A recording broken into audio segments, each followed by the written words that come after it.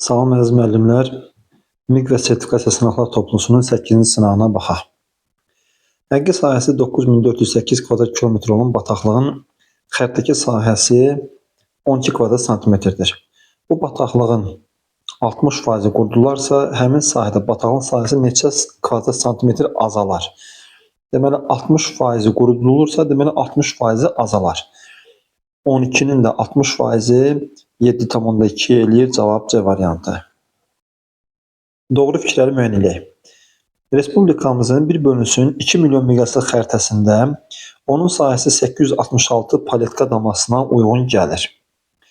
Bunun üçün biz 866 paletka damasının neçə kvadrat santimetrə bərabər olduğunu tapmalıyıq və paletka damalarının sayını 4-ə bölüb xəttdəki sahəni tapa bilərik. 866-nı 4-ə bölsək, cavabımız eləyəcək 216,5 kvadrat santimetr. Və biz miqyası 20 kilometr olan xəritədə Azərbaycan ərazisinin neçə kvadrat santimetr olduğunu tapmaq üçün həqiqi sahəni, yəni 86.600 kvadrat kilometri miqyasın kvadratına bölərik. Yəni 400-ə bölərik. Sıfırları buradan ixtisar eləyək. Yenə 866-nı 4-ə bölmüş olarıq. Buradakı kimi. O da eləyəcək 216,5 kvadrat santimetr. Yəni birinci şərt doğrudur. Avstraliya materikinin divara asılmış xəritəsindən ən böyüyündə generalizasiya daha çox olur. Bizə məlumdur ki, xəritə nə qədər böyükdürsə, orada generalizasiya daha azdır. Deməli, bu şərt yanlışdır. İkinci şərtin verildiyi variantları silirəm. Birinci şərtdə bizə lazım olduğu üçün B variantında silə bilərəm. Üçüncü şərtə baxaq. Kartometrik təhlil lokal və qlobal xarakterli olur. Bu şərt də doğrudur. 11-ci sinif orta məktəb dərsliyində bu haqda göstərilib. Kartometrik təhlil lokal və qlobal olur. Məsələn, bir çayın uzunluğunun ölçülməsi lokal, ərazidə olan çayların birgə uzunluqlarının hesablanması isə qlobal təhlildir. Deməli, üçüncü şərt doğrudur. Kartoqrafik təsvirlərdən yalnız qlobus təhrifsiz olur. Xeyr, həm də plan təhrifsizdir. Çünki təhrif kürə səthinin müstəvi səthinə çevrilməsi zamanı əmələ gəlir. Plan isə kürə səthinin müstəvi səthinə çevrilməsi deyil. Dördüncü şərt də yanlışdır. Yəni, A variantı da ələnə bilər. Topoqrafik xəritələrdə coğrafi məzmun çox sahəli olmur. Şərti yanlışdır. Topoqrafik xəritələr kiçik əraziləri böyük miqyasda təsvir edir və bu xəritələrin məzmunu təbii ki, çox sahəli ola bilər. Beşinci şərt də yanlışdır. Respublikamızın xəritələri əsasən bərabər bucaqlı konus və çoxuzlu proyeksiyalardan istifadə edilərək tərtib olunur. Şərti də bir qaydadır. Orta məktəb dərsliyində var. 6-cı şərt də doğrudur. 1-3-6 cavab C variantı. Günəşin il ərzində üfüqün həm şimal-şərq, həm də cənub-şərq tərəfindən çıxdığı şəhərləri müəyyən edək. Bu şərt iki tropikın arasında yerləşən ərazilərə aiddir ki, yay gündönümdə günəşi özündən şimal-şərqdə görər, qış gündönümdə isə özündən cənub-şərqdə görər. Bu şərti A variantındakı Nairobi, Rio de Janeiro və Quito şəhərlərinin hər üçü bu şərti ödəyir. B variantında Sidney hər iki tropikin ikisindən də aşağıdadır. C variantında Buenos Aires hər iki tropikindən ikisindən də cənubdadır.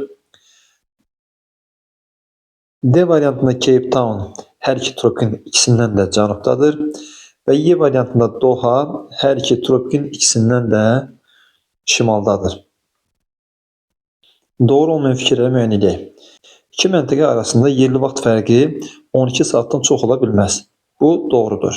Belə ki, məntəqələrin bir-birindən maksimum coğrafi uzunluq fərqi 180 dərəcə ola bilər və 180 dərəcə 12 saatdır. Deməli, bu şərt doğru fikri ifadə edir və birinci şərti biz götürmürük. A və Y variantları ələndə. 2 saat qurşağı xaric, digər saat qurşaqları 3 yarımkürədə yerləşir. Bu şərt doğrudur. 0 və 12-ci saat qurşaqlarından başqa bütün saat qurşaqları 3 yarımkürədə yerləşir. Burada 0 saat qurşağı ilə 24 saat qurşağı üst-üstə düşür. Ona görə də burada yəni ki 3 saat qurşağı yazmağı lazım bilməyiblər. Deməli, ikinci şərtdə doğru fikir ifadə elədiyinə görə bizə lazım deyil. D variantı da eləndi. Meridian çevrəsi yalnız 1 saat qurşağına aiddir şərti yanlışdır. Çünki tam meridian çevrəsinin qütblərdən etibarən bir yarımkürədə olan hissəsi 1 saat qurşağında, o biri yarımkürədəki hissəsi isə başqa bir saat qurşağındadır. Məsəl üçün, Bakı 50 dərəcə şərq uzunluğunda yerləşir və 3-cü saat qurşağındadır. Bakının tam tərsi 130 dərəcə qərb uzunluğu 15-ci saat qurşağındadır. Deməli, bu şərt yanlış fikir ifadə edir, bizə lazımdır. C variantını da silmək olar. 4-cü və 24-cü saat qurşağının orta meridianları arasında 40 dərəcəli paralel çevrəsi üzrə ən qısa məsafə tropiklər arasındakı ən qısa məsafədən daha çoxdur. Bunu bir yarımkürə çəkməklə göstərə bilərik. 40 dərəcəli paralel üzrə 4-cü saat qurşağı yerləşir 60 dərəcə şərq uzunluğunda, 24-cü saat qurşağı isə yerləşir Greenwich meridianında. 40 dərəcəli paralel üzrə bunların arasında 60 dərəcə coğrafi uzunluq fərqi var və 40 dərəcəli paraleldə 1 dərəcə qövsün uzunluğu 85,4 km olduğuna görə 85,4-ü 60-a vursaq cavabımız olacaq 5124 km. Və şimal tropiki ilə, yəni 23,5 dərəcə şimal eni ilə cənub tropiki 23,5 dərəcə arasında 47 dərəcə coğrafi enli fərqi var. 47 dərəcəni 1 dərəcəli meridian qövsü olan 111 kilometrə vursaq, cavabımız eləyəcək 5217 kilometr. Deməli, 5124, 5217. Şərtdə də daha çoxdur verildiyinə görə bu şərtdə yanlış fikir ifadə edir. 4-cü şərtdə bizə lazımdır. 5-ci şərtə baxaq. Yerin Günəş ətrafında hərəkəti nəticəsində eyni meridian üzərində Günəşin ilin müxtəlif aylarında çıxma və batma vaxtları eyni olur. Bu şərt yanlışdır. Belə ki, eyni meridian üzərində yerləşən iki məntəqənin biri qütb işıqlanma qurşağında olsa və digər işıqlanma qurşaqlarından birində olsa, qütb işıqlanma qurşağında olan üçün Günəşin çıxma və batma saatlarının arasındakı fərq böyük olar. Ancaq ekvatora yaxın olanda Günəşin çıxma və batma saatları standart olaraq 12 saat olar. Deməli, 5-ci şərtdə yanlışdır. Deməli, cavab B variantı çıxdı. 6-cı şərtə baxaq.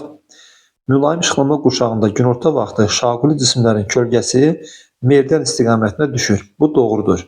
Elə Bakıdan götürsək, Bakı 40 dərəcə şimal endədir və 50 dərəcə şərq uzunluğundadır. Günəş 50 dərəcə şərq uzunluğunda olanda, yəni 50 dərəcə şərq uzunluğunda günorta olanda, Bakıda şaquli basılmış dirəyin kölgəsi meridian istiqamətində şimala baxacaq. Deməli, 6-cı şərtdə doğru fikri ifadə elədiyinə görə bizə lazım deyil. Yalnız qeyri-filiz mənşəli faydalı qazıntılarının şərti işarələrin verildiyi bəndi müəyyən edək. A variantında boz kömür, kükürt və Glauber duzu verilmişdir. Və bunların hər üçü qeyri-filiz mənşəli faydalı qazıntıdır. Deməli, A variantı doğrudur. B variantında wolfram və gümüş, C variantında platin, D variantında uran, E variantında mangan qaydanı pozur. Verilmiş dağlara aid olan doğru xüsusiyyətləri müəyyən edək. Birinci şərtə baxaq, A və C dağları, yəni Ant və Pireney dağları. 3 yarımkürədə yerləşirlər və ərazilərində OPEC təşkilatına üzv olan ölkə mövcuddur. Ant dağları bəli ekvatorla kəsildiyinə görə 3 yarımkürədə yerləşir və Venezuela OPEC-ə üzvdür.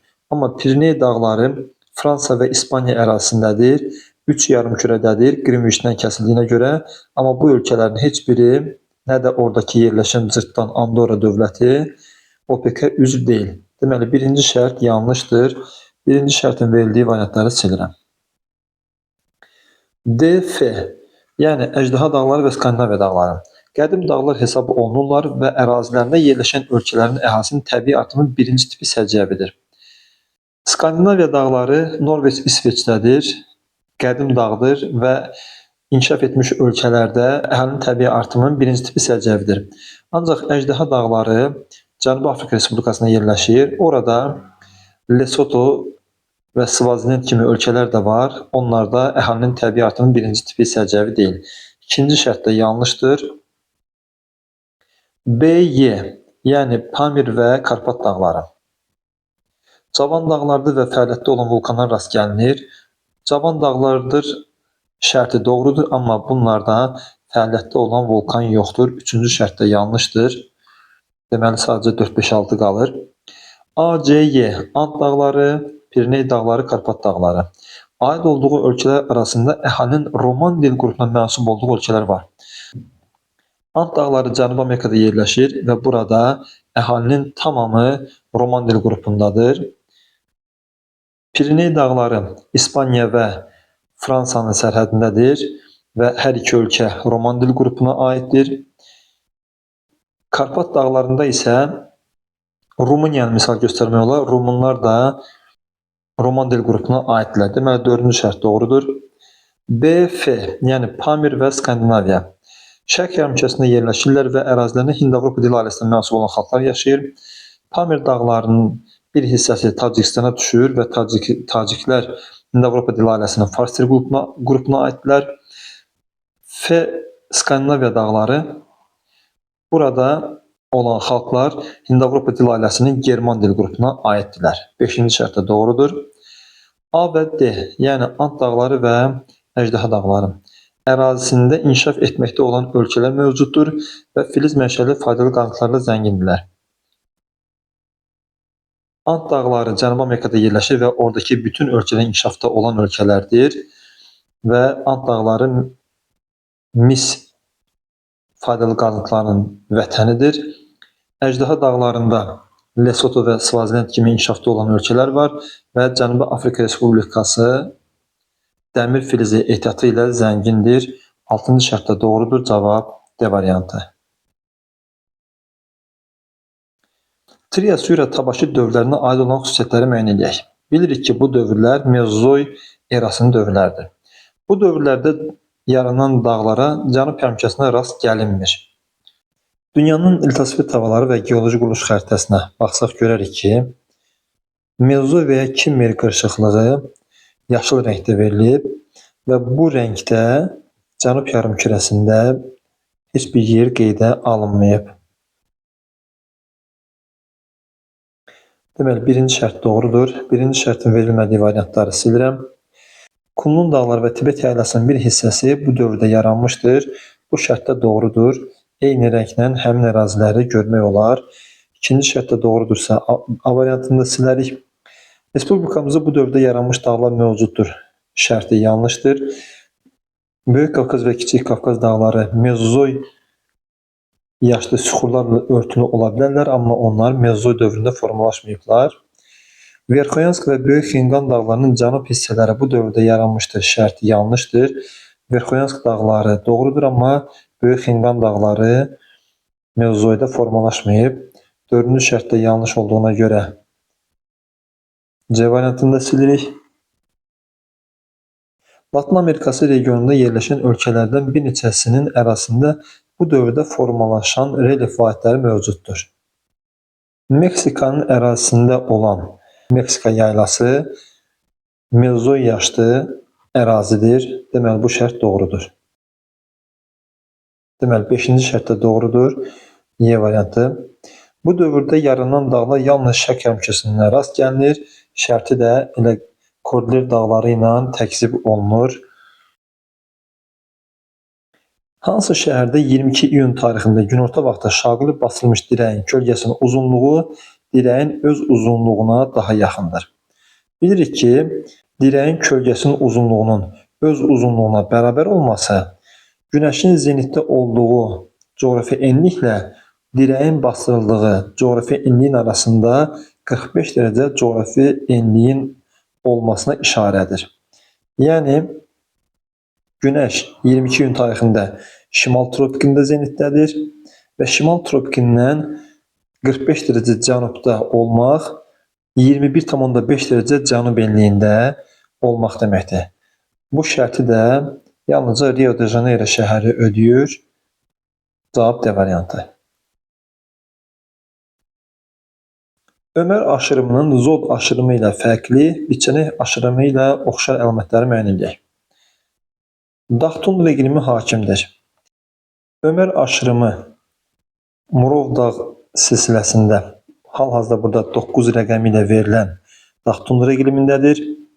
Biçənek aşırımı Naxçıvanda 9 rəqəmi ilə verilən ərazidədir. Amma Zod aşırımı Şərqi Göyçə silsiləsində 7 rəqəmi ilə verilən soyuq iqlim tipindədir. Deməli, birinci şərt doğrudur. Birinci şərtin verilmədiyi variantları silirəm. Mütləq hündürlüyü 3000 metrdən çoxdur.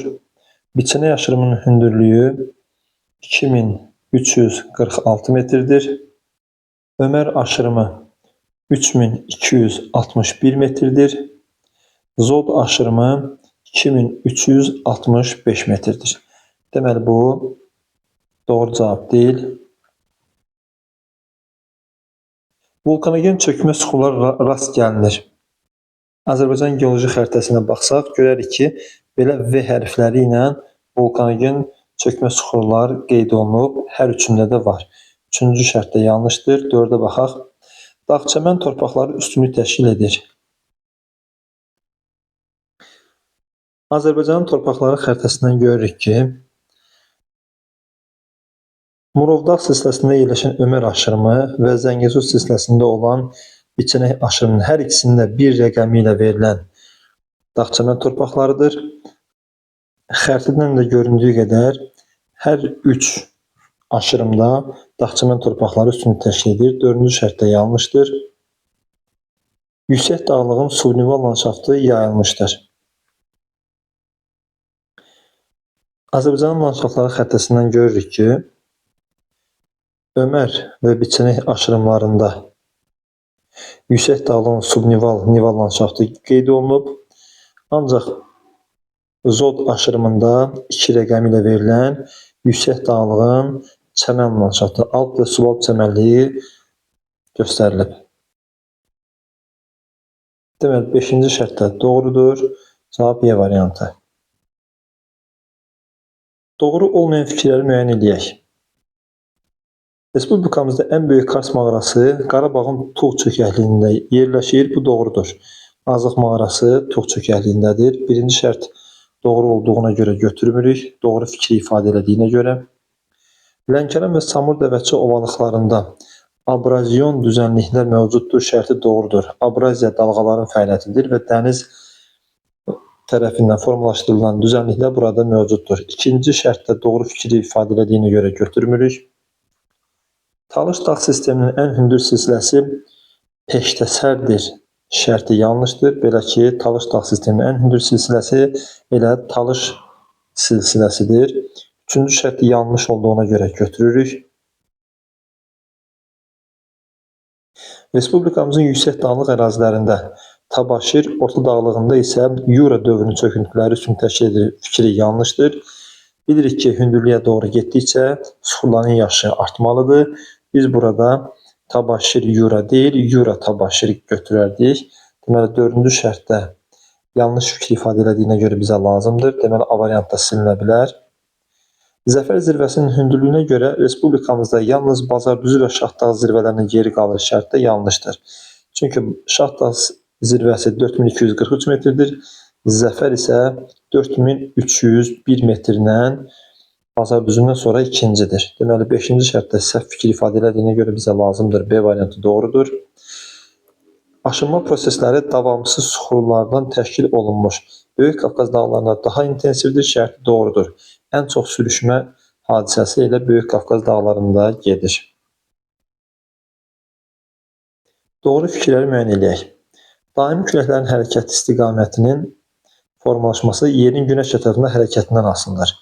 Bu yanlış fikirdir. Çünki daimi küləklər yerin öz ox ətrafında hərəkətinin nəticəsinə görə istiqamət alırlar. Birinci şərt yanlışdır. Birinci şərtin verildiyi variantları silirəm. Muson küləkləri əsdiyi regionlarda çəltikçiliyin inkişafına müsbət təsir göstərir. Şərti doğrudur. Çəltikçilik əsasən Şərqi Asiyadadır. Mussonlar da o istiqamətdə əsirlər. İkinci şərt doğrudur. Ekvatorial hava kütlələri dəniz və kontinental yarımtiplərinə bölünür. Şərti yanlışdır. Ekvatorial hava kütlələri tiplərə bölünmür. Üçüncü şərtdə yanlış olduğuna görə B variantını da silirəm. Buludlardan çökən yağıntı növlərinin sayı havadan çökən yağıntı növlərinin sayından daha çoxdur. Bu fikir də yanlışdır. Buluddan çökən yağıntılar dolu, qar və yağışdır. Yəni 3 növdür. Havadan çökənlər isə sırsıra, şeh, qrol və dumandır. Yəni 4 növdür. Deməli 4-cü şərt də yanlışdır. Tayfun və tornado küləklərinin yaranma səbəbləri eynidir. Tayfunlar Şərqi Asiyada, tornado isə Şimali Amerikanın mərkəzi düzənliklərində eyni səbəbdən tropik ərazilərdə okean və quru üzərində formalaşan yüksək təzyiq fərqindən formalaşır. 5-ci şərt doğrudur. Böyük suvarıcı dağların şərq yamaclarına düşən yağıntının miqdarı Ural dağlarının qərb yamaclarına düşən yağıntının miqdarından daha çoxdur. Bu da doğrudur. Böyük suvarıcı dağlarının şərqi birbaşa okeandadır və oradan isti cərəyan axdığına görə bol rütubət alır. Ural dağlarının qərbi isə Şərqi Avropa düzənliyinə istiqamətlənib və Atlantik okeanından gələn rütubətli hava Ural dağlarına çatana qədər kifayət qədər rütubətini itirir. Deməli 6-cı şərt də doğrudur. Cavab A variantı. Paytaxtı həm də liman şəhəri olan Latın Amerikası ölkələri. A variantında Ekvador, Kolumbiya və Çili. Ekvadorun paytaxtı Quito şəhəridir və liman şəhəri deyil. Ekvadoru sildik. Kolumbiyanın paytaxtı Bogota şəhəri liman deyil və Çilinin paytaxtı Santiago'da liman şəhər sayılmaz. Deməli A variantı yanlışdır. B variantı Costa Rica.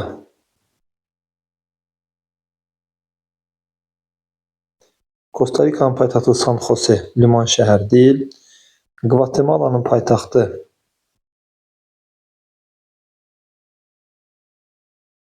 Guatemala liman şəhər deyil və Kubanın paytaxtı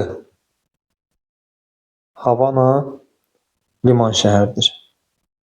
B variantında silindi. C variantında Nikaragua'nın paytaxtı Managua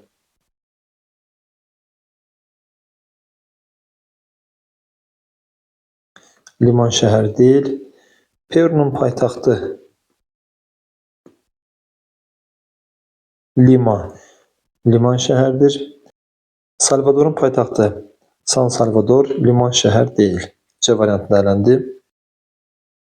D variantında Hondurasın paytaxtı Tegucigalpa liman şəhər deyil.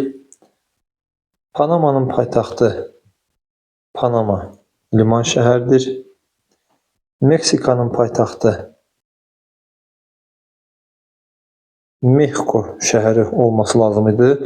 O da liman şəhər deyil. Uruguayın paytaxtı Montevideo liman şəhərdir. Dominikan Respublikasının paytaxtı Santo Domingo liman şəhərdir.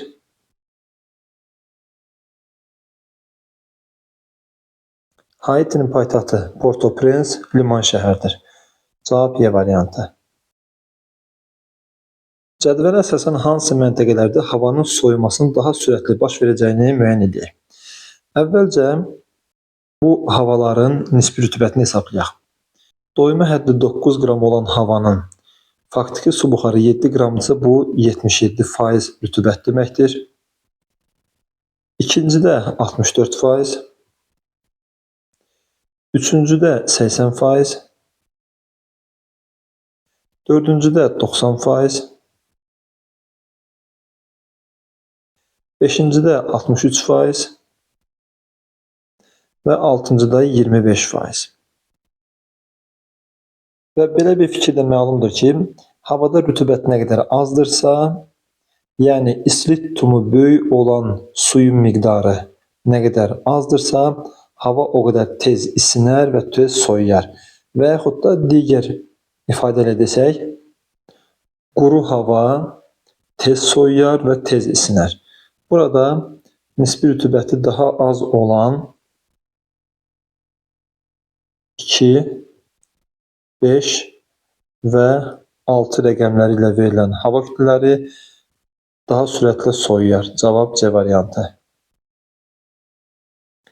Müvafiq olaraq Aralıq dənizi, mülayim dəniz, rütubətli tropik iqlim tiplərinin yayıldığı adaları seçək. A variantında Siciliya adasında Aralıq dənizi var. Saxalin adasında isə mülayim musson iqlim tipidir. Deməli, A variantı silindi. B variantında Balear adalarında Aralıq dəniz tipi var. Aleut adalarında mülayim dəniz var. Haiti adalarında isə tropik rütubətli hava var. Deməli, B variantı doğru cavabdır. C variantında Korsika Aralıq dəniz tipindədir. Newfoundland mülayim dəniz iqlim tipindədir. Sumatra isə ekvatoral iqlim qurşağındadır.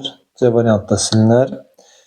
Kipr adası Aralıq dənizində, İrlandiya adası mülayim dənizdə, Tasmaniya isə subtropik və mülayim iqlim qurşaqlarında yerləşir. Y variantında Havay adaları tropik rütubətlidədir. Aralıq dənizində deyil. Deməli, Y variantı da silinər. Mülayim iqlim qurşağı üçün səciyyəvidir. Şimal yarımkürəsinin materiklərin həm qərb, həm də şərq sahillərində bu iqlim qurşağının dəniz tipinə rast gəlinir. Bu doğrudur. Həm Şimali Amerikanın, həm də Avrasiyanın həm şərqində, həm də qərbində 5C ilə ifadə olunan mülayim dəniz iqlim tipi var. Birinci şərt doğrudur. Birinci şərtin verilmədiyi variantları silirəm.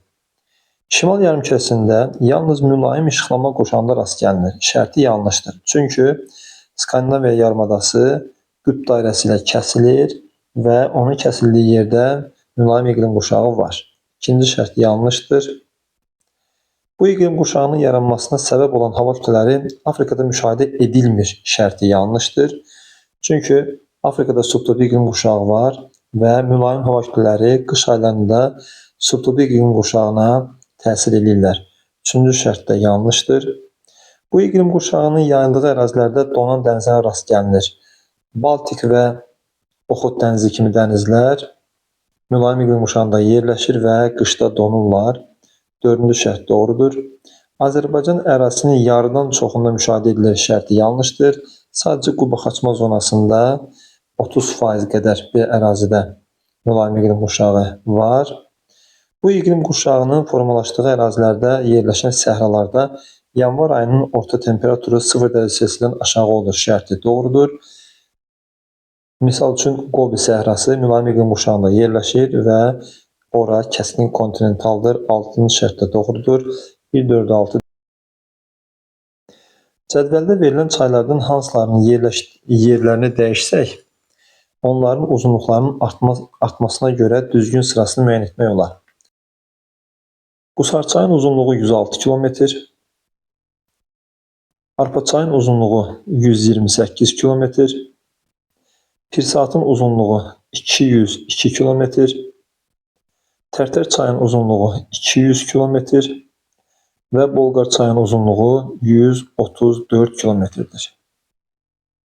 Belə çıxır ki, 3-cü və 5-ci rəqəmləri ilə ifadə olunan çayların yeri dəyişilsə, sıramı düzgün olacaq.